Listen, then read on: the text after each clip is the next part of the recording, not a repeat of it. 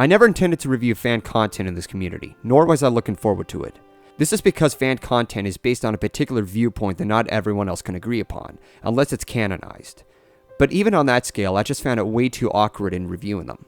On the contrary though, you can't deny the amount of talent that is involved here, and that's something to take into strong consideration as far as contributing for the show goes. Additionally, there have been animation projects coming underway, and I found it to be the possible highlight of this year as what music was last year. Since the show itself is on another hiatus until winter, it's come to my attention that I should be open to this. This is a chance for them to improve on with whatever critiquing skills I can offer, and hopefully it's this chance for a career goal they can pursue on for any acknowledgement they can get. So with not much else to disclose, Snowdrop is the first one to run down the line. Taking place over 1,000 years ago, no pony has any admiration for winter. The weather's aggressive and civilization in Cloudsdale is extremely miserable up there with severe blizzards that come occasionally. Wherever it is, they need to hurry up and go get the front. It's freezing. They couldn't produce the rain yet, even if they were back with the weather system. The land still needs time to rest. That's the only reason we create winter, to help rejuvenate the soil for the earth ponies below.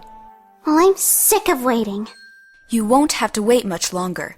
The spring sunrise is only 2 days away. Then you won't have to see a speck of snow for a whole year.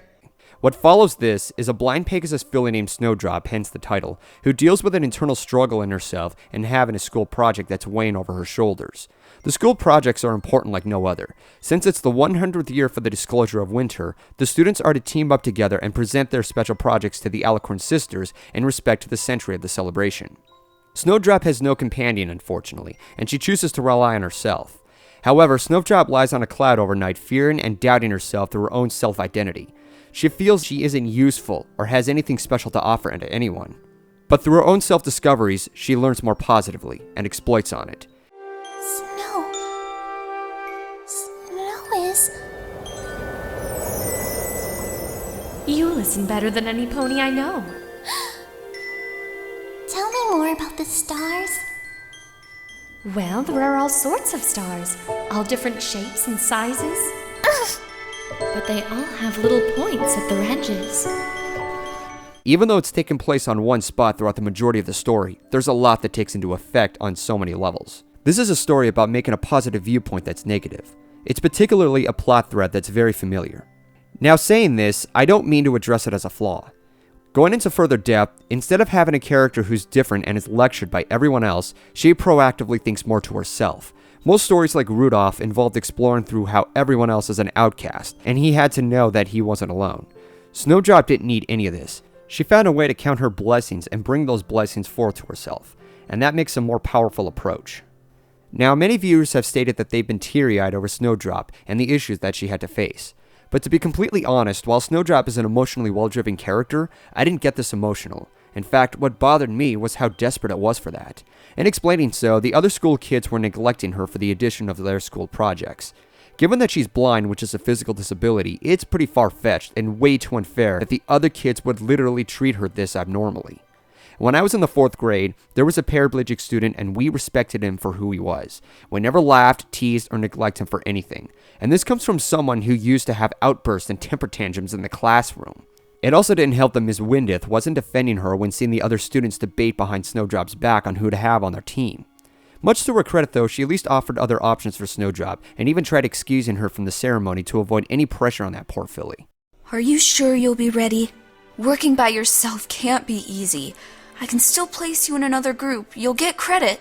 Oh, no. I have something really good planned, Miss Windith. You'll see. But, it has to be a surprise. It has to. On the other hand, what I did get a strong sense of was her own self-identity alone. Even more so, it built a connection between her and Princess Luna. The fact that Luna was known for raising the moon and covering the night sky indicated a literal display of darkness. Snowdrop shares a similarity from her blindness as far as the darkness goes. This once again turns a negative into a positive and makes it a blessing.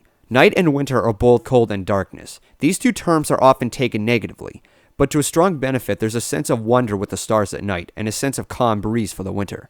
So the bonding of these two comes very naturally. Nearing to the end of the cartoon, it shows a deeper impact for Luna as 1,000 years passed on, and Snowdrop is no longer around. If there's anything tear-worthy, Luna's connection with her would be the answer. Unfortunately, their connections are talked about a little too late. Nonetheless, it did what was needed and ending it on a strong note. Narrowing everything else down, this is a nice and pretty insightful short. The script may have had room for improvement, but it does what it needs to do in order to tell a story. And when it hits its mark, it hits its mark. The animation is solid, smooth, and the color scheme was well crafted for the mood it was set for. The music is also very wonderful to hear. It's calm and collective, bringing out that cold sense of atmosphere in many tones that it's provided. Some are cold and depressing, and some are cold and cheery. I also want to address that the voice work is worth giving credit to since there have been kids involved.